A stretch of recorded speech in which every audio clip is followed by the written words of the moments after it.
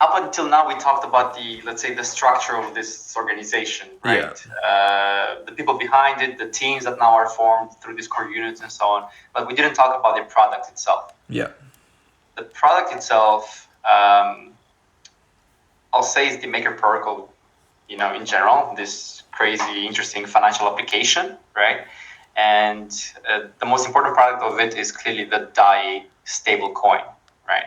So what's a stable coin compared to like Bitcoin? Right. So this is the whole reason why MakerDAO and Maker Protocol has actually become a reality.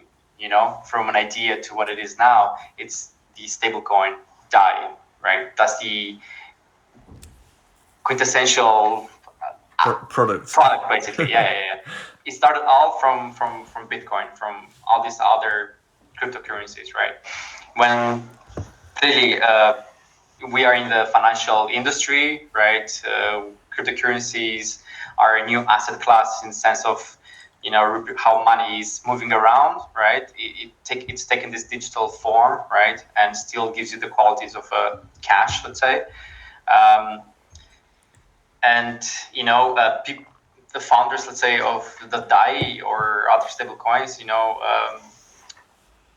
they looked at what is the currency that is mostly used in the world today, and that is fiat currency. And these currencies are generally speaking stable in regards to the products. You don't look at the inflation over 100 years because clearly that's a losing value, right?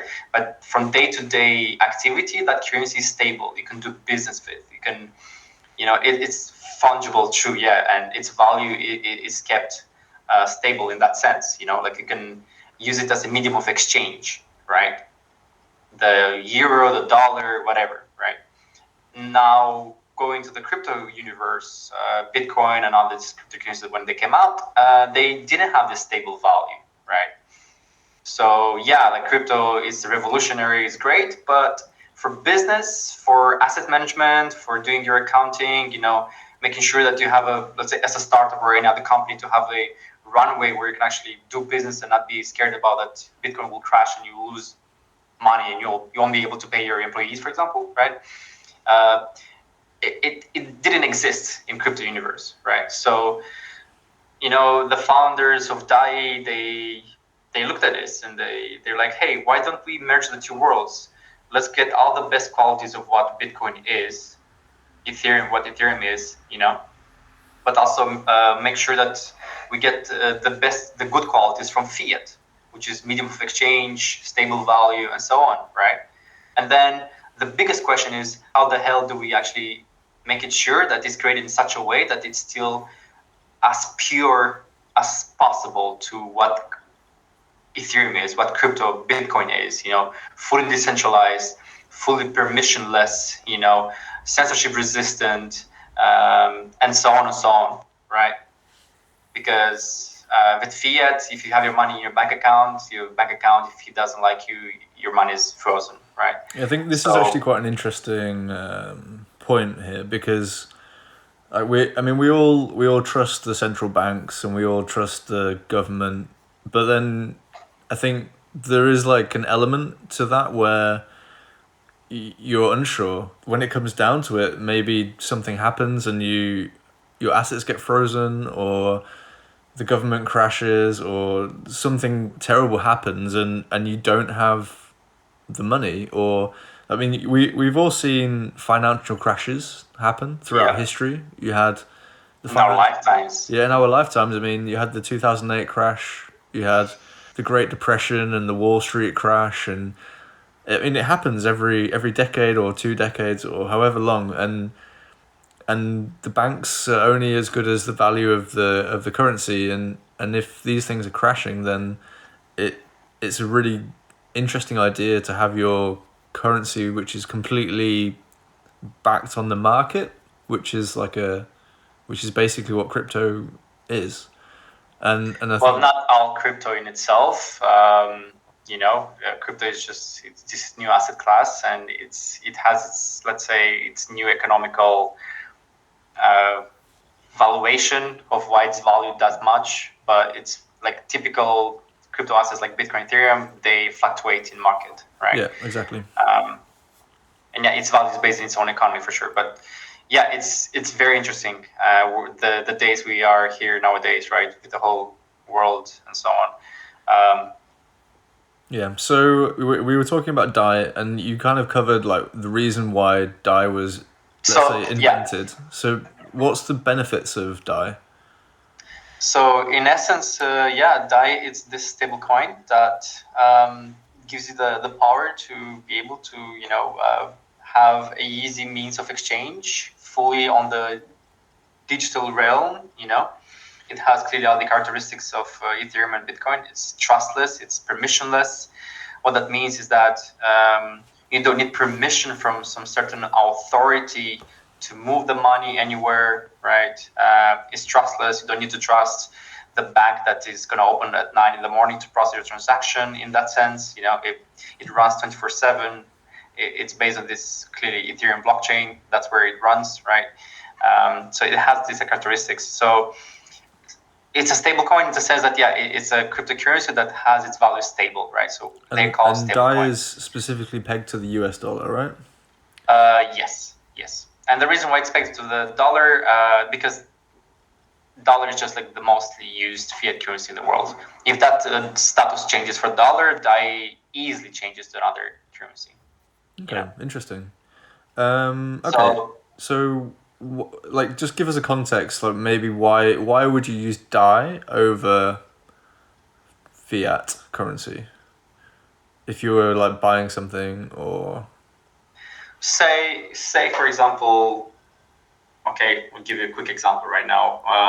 My mom asked me to send her some money, and clearly she still doesn't have a crypto debit card or a crypto wallet, and I know that's my fault.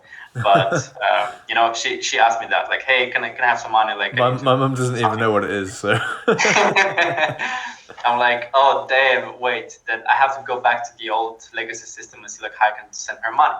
So in the end, I decided to send her through a transfer from a bank transfer, right? Yeah. I sent her the money last week on Wednesday, and the money still didn't arrive today because this money has to jump through a bunch of loops because it's outside the European Union. Then it has to be approved, checked triple times by how many intermediary counterparties there are, to finally arrive in her account. So if she had the DAI, I could have sent her DAI instantly, and she would have received it in the minute later after I sent her, and she could have spent that DAI right away by using a crypto debit card, for example. Yeah. So these are the actual differences right away that you see. Yeah, like because kind of DAI or the dollar is the like same. For regular end, people, right? This is like exactly why you might use this. Yeah. And clearly we can dive deeper why you could use DAI better than anything else, Okay, so So I think we covered the DAI, like the benefits of the DAI. But how is DAI created? So DAI is created through vaults, right? And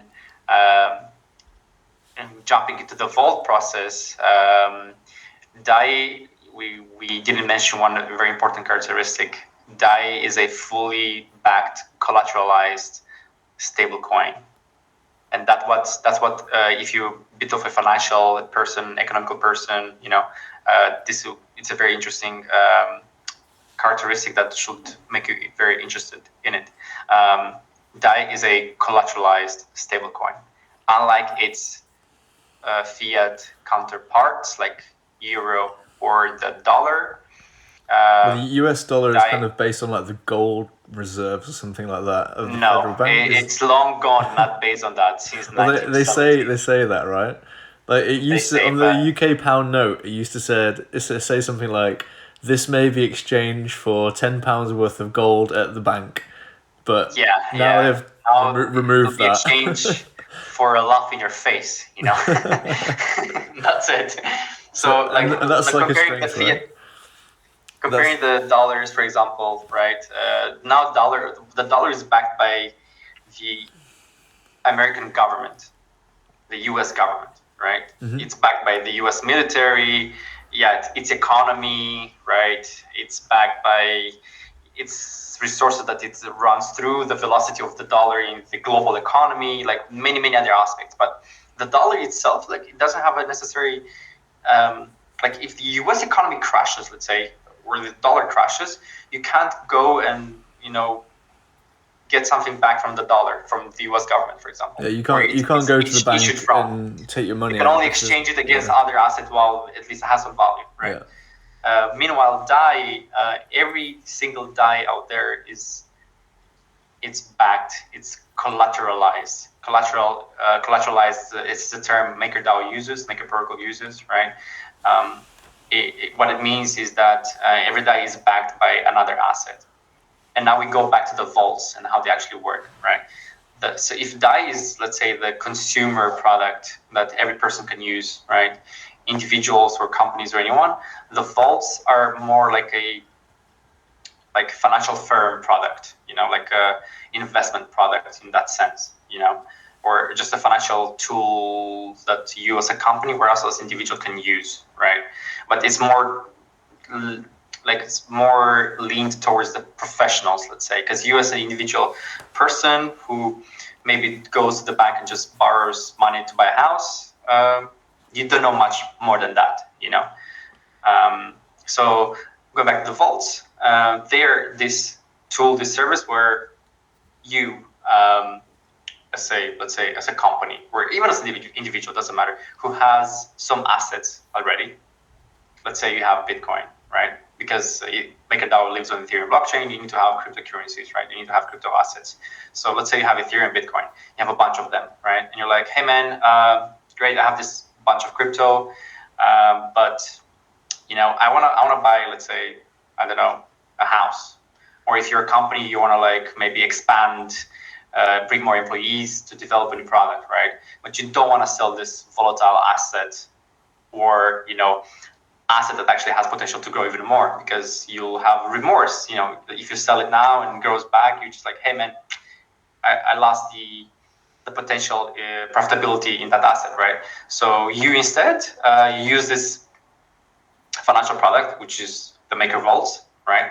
Where you deposit this asset that you have and you can borrow against it, right? Against your own asset in DAI. Okay. So this process, when you borrow against it in DAI, that's where actually DAI is being issued. Yeah. So basically, what you're saying is that you have a crypto asset and you put it in the vault and lock it up, and then you get like an amount of DAI based on the value of the asset that you put in your pocket. Yes, exactly. And then you can use that DAI for whatever you like. Yeah. If you want to buy something, whatever. Mm-hmm. Because you've kind of deposited this and traded it for some DAI. So, like, what happened? Not necessarily traded it, but you just borrowed from your own assets. Yeah. In a sense. You haven't because traded your assets are the ones that are actually back the DAI. Yeah, right? you still own that asset that you put in. Like, if let's say you put in 10 bitcoins and you get out like whatever value of DAI, you still own those bitcoins. So you put those as like a stake, or the collateral is what you're calling it. Exactly. And then you get out your DAI. Right. So, and in this process of depositing it into and borrowing, clearly there are some conditions preset by the Maker Protocol and the DAO, right? Because the DAO decides in the end, okay, these are the conditions. So let's say a collateralization ratio, for example, or liquidation ratio terms, right? Where the interest rate you'll have to pay per year, in order to have the DAI borrowed from your own assets, right? So expressed like the conditions of the let's call it a transaction. What's the conditions of the transaction that you make when you're actually putting your asset and you're getting your DAI out? Right. So the conditions are simply the first that will cost you money is the interest rate. So that's the cost that you have to pay to the protocol to borrow DAI from the assets that you deposit. So that interest rate is set per asset. Clearly, Maker Protocol is called multi-collateral DAI, meaning that DAI can be backed by different collateral assets, right? So per asset, for example, for Ethereum now it's I guess 2.5% per year. Okay. So it's like going to the bank and borrowing, at a rate.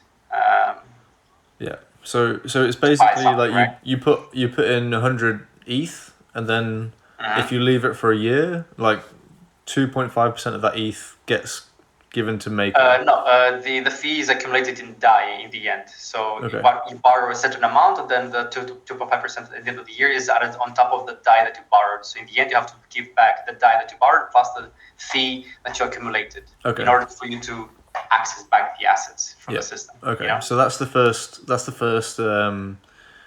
first condition. Yeah, definitely the interest rate, right? And the other conditions are basically I've put in place to make sure that you and your position. First of all, a very important condition is to make sure that the DAI that you borrowed does not become under collateralized. In other words, the DAI that you borrowed does not become backed. That does not become unbacked by the assets that you have in your vault.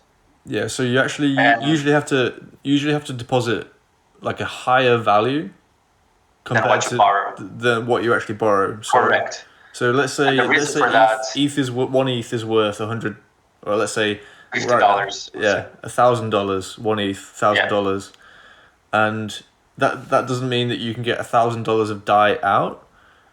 No. If you want $1,000 of DAI, you probably need 1.5 ETH in this scenario, right? Yeah, something like that. And the reason is because the assets that you deposit into the Maker protocol, they are mostly volatile, right? That means that Ethereum today can be 1,000, but tomorrow can be 700, or the week after can be 2,000. Yeah, and obviously, if you're depositing like $1,000 worth of ETH and getting $1,000 of DAI out, as soon as that value drops, then your ETH basically gets lost, and to cover the DAI that you borrowed, right? So you have the 100,000, you have the 1,000 DAI, but you don't have anymore the $1,000 ETH. Yeah. Right? So then the value is changed. Liquidated by the protocol. Exactly. So what it means is that you have to actually deposit more asset to get DAI out, just in case it fluctuates too much. Right. So that's why there's these conditions in the vault process there when you deposit your crypto, especially when you want to issue DAI, right? Okay, the collateralization ratio is 150% for ETH. That means that, great, $150 of ETH, let's say, you can borrow, I don't know, maximum, if you want to be safe, like $90 of DAI, something like that. So you have this margin of value fluctuation. So even though ETH crashes, let's say 20%, your position is still intact. By position, I mean your account in the vault, right? You can still pay the money back, and you can still get your. You can still retrieve your ETH collateral back as well. Exactly. If somehow you borrow a certain amount, and that's why we say collateralization ratio, right? For Ethereum, let's say collateralization ratio is 150%. If it's when you borrow, you should never borrow at 150% or even below 200%, right? You always want it to be at a safe 220 maybe percent collateralization ratio compared to what you borrow. And can you set that yourself? That collateralization ratio is basically defined of how much DAI you borrow right away, because the limit is 150%. So you always have to be higher than 150%. Can you choose, as someone who's depositing the ETH on the vault, could you choose your collateralization ratio?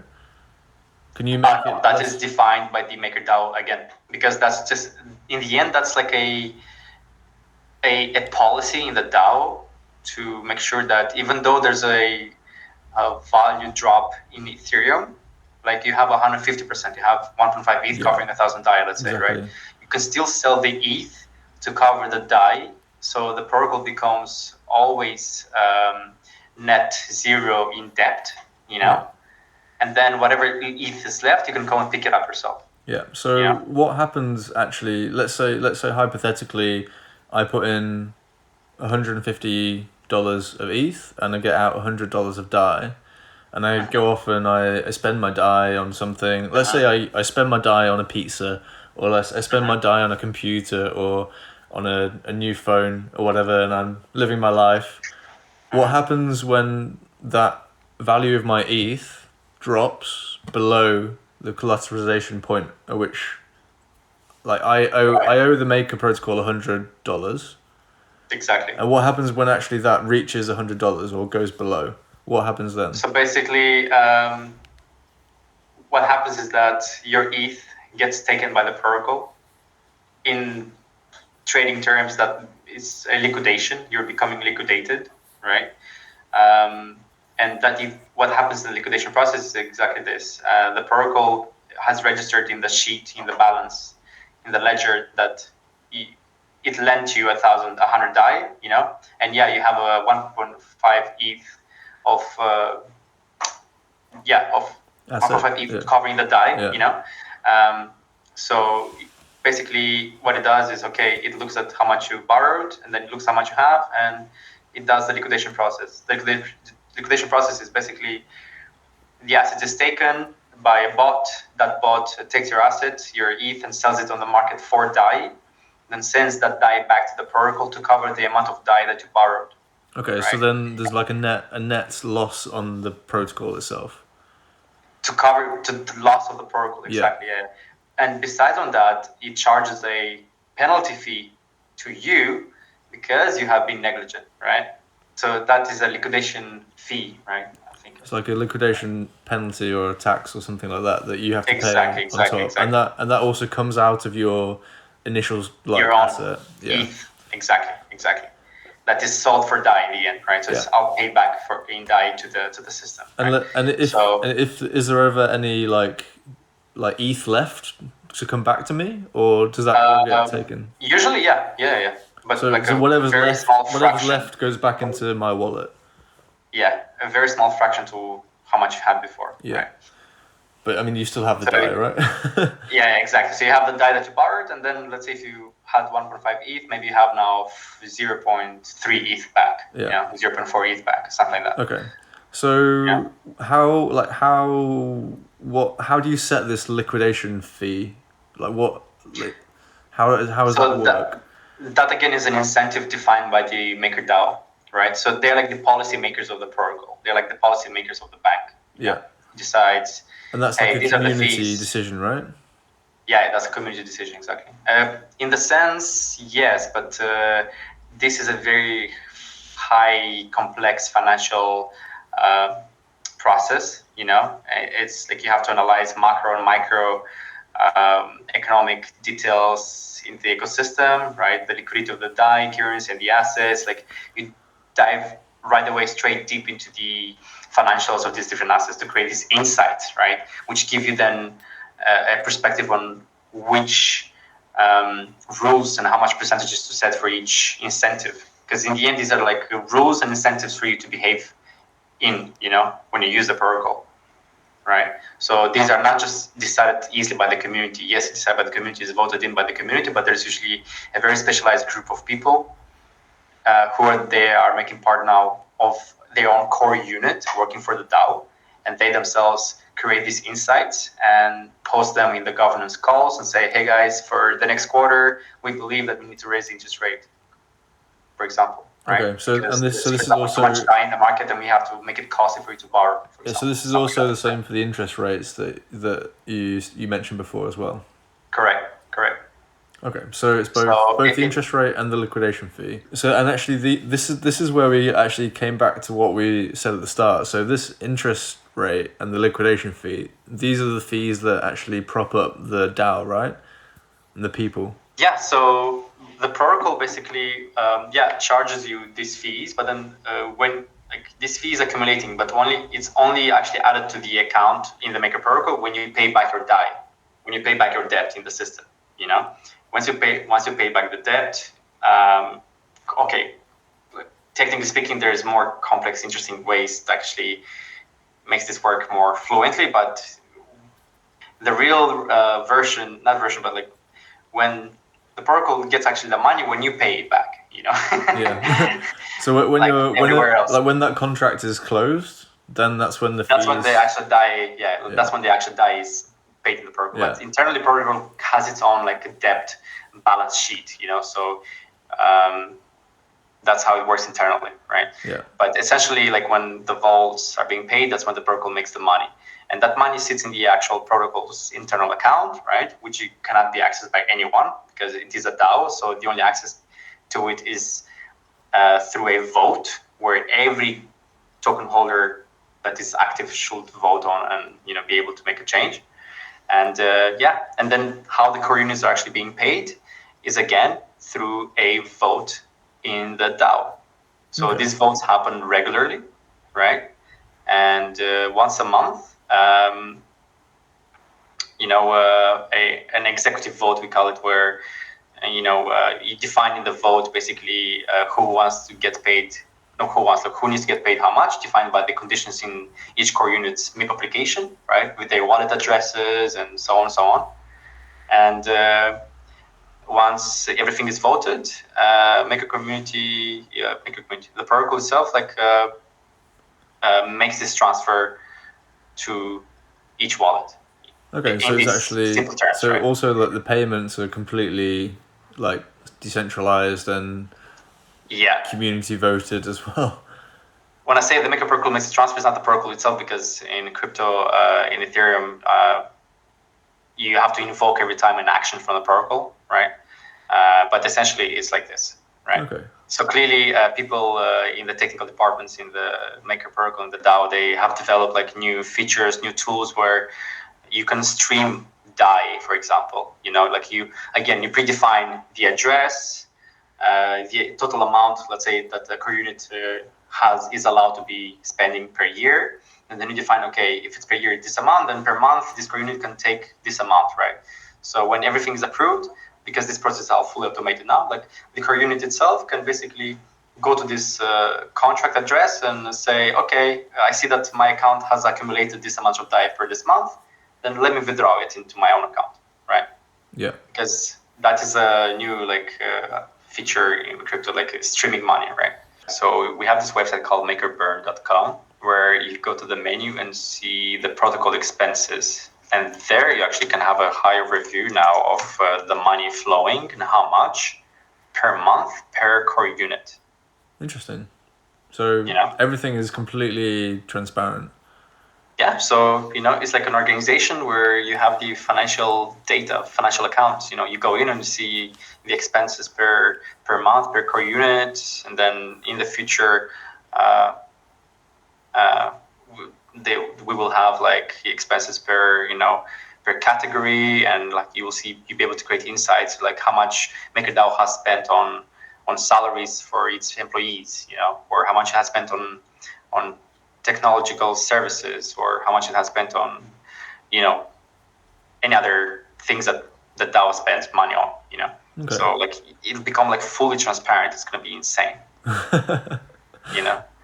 So you mentioned earlier that the DAO or the Maker protocol and DAI and all these vaults, they're backed by collateral?